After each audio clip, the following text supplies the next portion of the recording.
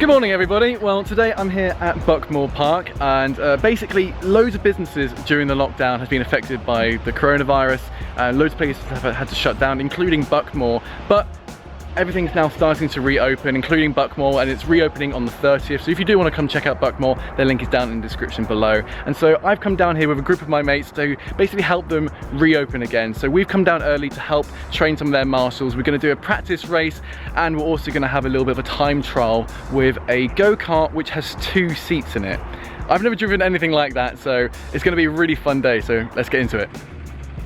So here we go then, finally getting back out on track, and this was a really weird feeling getting back into the go-kart after being out of it for so long, but I think we're all just really happy to finally get back out on track, and me trying to warm up the tyres as best as I can. Now, in this session it was both a practice and qualifying, but this is also the time when myself and Steve were testing the new marshals. We'd spoken to Clint, who is the race director, beforehand, basically because we wanted to test to see if the marshals had remembered their new processes, because they've had to hire a load of new people on the reopening. So both myself and Steve have chosen to purposely go off to see if the recovery is all done correctly. Now, we both go off here at the hill, and you might be wondering why Buckmore has chosen content creators to help train their marshals. Well, it's fair to say we love the drama. Oh no! What are you doing? But luckily enough, one of the marshals does come out, and the reason we chose this spot on track is because it's on one of the faster sections coming down the hill, and it's also almost like a blind corner. So you really got to rely off the yellow flags being waved and the marshals getting you out there really quickly. But it all went to code, everything was absolutely perfect, and so me and Steve just carried on trying to get some practice in. Now, my session wasn't entirely good. The only overtake I made here was on gamer muscle, but my race pace just wasn't there, and it was due to our practice. And for this format, we actually had a reverse grid, so I was second to last, so that means I was starting in P2. And for our main race, away we go. So bouncing up and down onto my seat to try and get some forward momentum, and I go past James into the lead of the race. Now, my game plan here is to basically defend every corner, because I've got some fast guys behind me. I've got Ed BRIDLE, I've got Jan Mardenborough, Jimmy Broadbent, Super GT. They're all going to be wanting to fight one another. And as you can see, that I'm going super defensive, and Jan is trying to go alongside me. But again, I'm going defensive once again on the second hairpin, and I'm still ahead.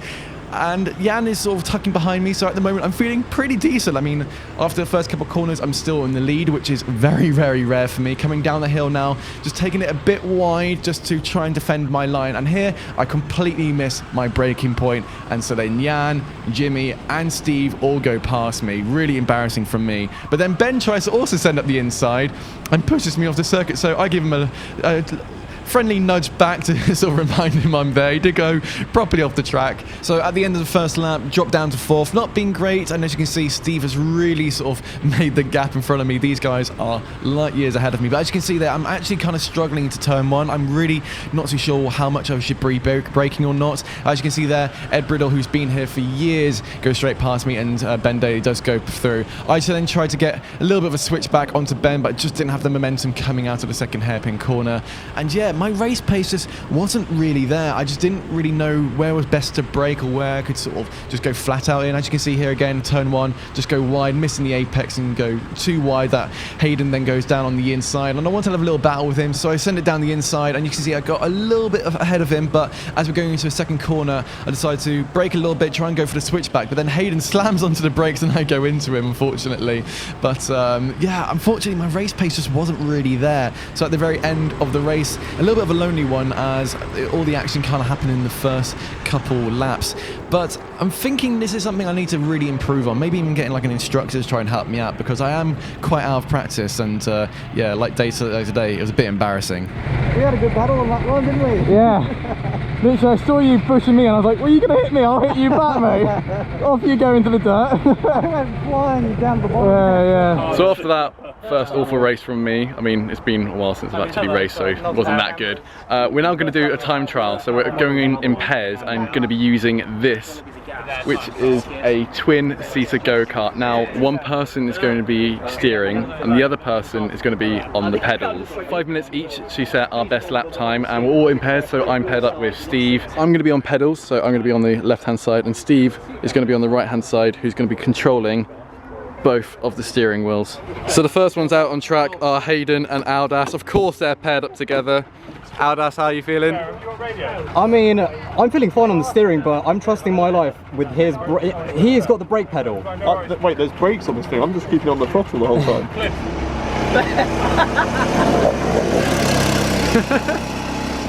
So here's Aldas and Hayden working together. So Hayden is using hand gestures to try and convince Aldas he's doing a good job. Now this was one of the weirdest things we'd ever done before, but me and Steve thought to have a bit of a game plan. Because of how heavy it is, turn 1 might even be flat, if not a slight lift. Should we try turn 1 on our first push lap? Flat. Try it. I reckon down the hill we could go flat. I think it's enough. I think there's enough weight. Yeah. Until obviously the bottom right-hander. Yeah. Nevertheless though, Aldas and Hayden were working really well together as a team. Now, these guys have been working great over on the Vlogche channel, doing some awesome videos. So if you do want to check it out, go link in the description below. But coming across now on the final corner, their best time was a 55.3. So really, really strong effort from them. Mate, nice. You good? Really good. Your quickest time was a 55. Not bad. Beat that, Steve. Next up, we had Gamer Muscle and Ben Daly. Now, James was really worried about Ben's driving, so I'll let you see what happens. You're steering! You forgot to steer. Oh my god! Jesus! Oh my god! I've been tripped by an Australian! Oh god, I feel so motion sick from that. Really? So bad. It was awesome. I was so good. Oh god. You did really well. Oh, you did good as well. Oh my god. So Ben and Gamer Muscle didn't beat it. They got a 56.8. So the best time is still Hayden and Aldas with a 55.3. Next up though is going to be Jimmy and Ed. So here is the guys we want to try and beat. Both Ed and Jimmy are insanely quick, and they're also both racing in the Praga series, so it's quite cool for both of them to be driving on the twin car. Oh no. So here we go, then we're going to look over Jimmy and Ed's best lap. And as a reminder, Jimmy is only doing the steering and Ed is only doing the pedals. And the reason Buckmore actually have this twin go-kart is to actually help with those who have a disability, who mean that they can't actually drive, but they still like the sensation of driving around this awesome circuit. So it's really cool that Buckmore actually have this option. Now, we have modified it, so that means that Jimmy on the left-hand side can actually steer. This won't be normally publicly available, and as we're filming in certain circumstances, we're able to do this. So it's still something really awesome that Buckmore can offer. But as you can see here, coming down the hill, there's so much weight on this twin go-kart, which means you can really hook up the corners and really sort of slide it around. And as you can see there, Jimmy is wanting it to go quicker and quicker, so maybe that's a visual cue to Ed to put his foot down a little bit more. But then coming around the final corner, you can see there just staying off the curbs, because the curbs tend to sort of slow you down going around Buckmore here. But coming around the final corner now, and funny enough, they almost got the exact same time as Aldas and Hayden of a 55.3. But now it's time for me and Steve to jump into the kart. We're good. So jumping into the car, it was actually quite weird because you don't have the steering column between your legs, so your legs are almost like you're driving a Formula car or something, and also you're wearing seatbelts as well. So weird. I've never got in a car with anyone before.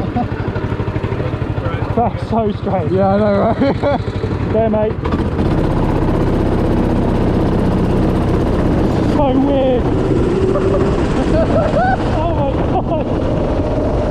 So the experience was quite weird, and it did take us a couple laps to get used to it, but then me and Steve kind of got in sync quite quickly. And here what we'd do is I test to see if I need to lift off or not, and if it worked for Steve, he'd let me know by doing that, and then we know for the next time. And also, anytime we're on a straight, we'd duck our heads down to try to get off any wind resistance. So here we go then onto our flying lap. We're going completely flat out, no lifting or braking, and Steve properly uses the tyre scrubbing to get us across and do some natural braking. Here I do a little dab on the brakes and go straight back onto the power. No progression on the accelerator, completely 100%, because the motor takes so long to build up that speed. So like on that second hairpin, didn't even need to brake, just a little lift off. Here we're completely flat out the whole entire time. So when Steve hooks up on the right hand side, the natural tire scrubbing slows us down, so I don't need to lift off. So still full on acceleration, and then a little brake, and then back onto the power. Here utilizing as much runoff as possible, and here just lifting off, using natural tire scrub, and then back onto the power again. And here just full full acceleration. So both myself and Steve start to duck our heads down to get rid of any wind resistance, so that's why I'm holding onto the seat so I don't fall out. And then our best lap time was a 54.7, and we knew that was a good lap time, so I slammed onto the brakes so we could have a nice little spin just before we came back into the pits. 54.7. What did we get? It was like first lap, you beat everyone. Mate, that was mega. That was so funny. So there we have it. Me and Steve are now lap holders, and the record will never be broken. Hold that for eternity. And our careers will never reach this kind of peak ever again. I mean, I've been coming here many, many years, and at last have a lap record. We're filming in certain circumstances, which means we're allowed to do that, and no one else is allowed to do it, so literally no one can ever get it. So I've got to get a little plaque basically made for that. But thanks very much for watching this video, and remember, Buckmore is reopening on the 30th, so if you do want to come and book a session, then click the link down in the description below. But thanks very much for watching, and see you next time.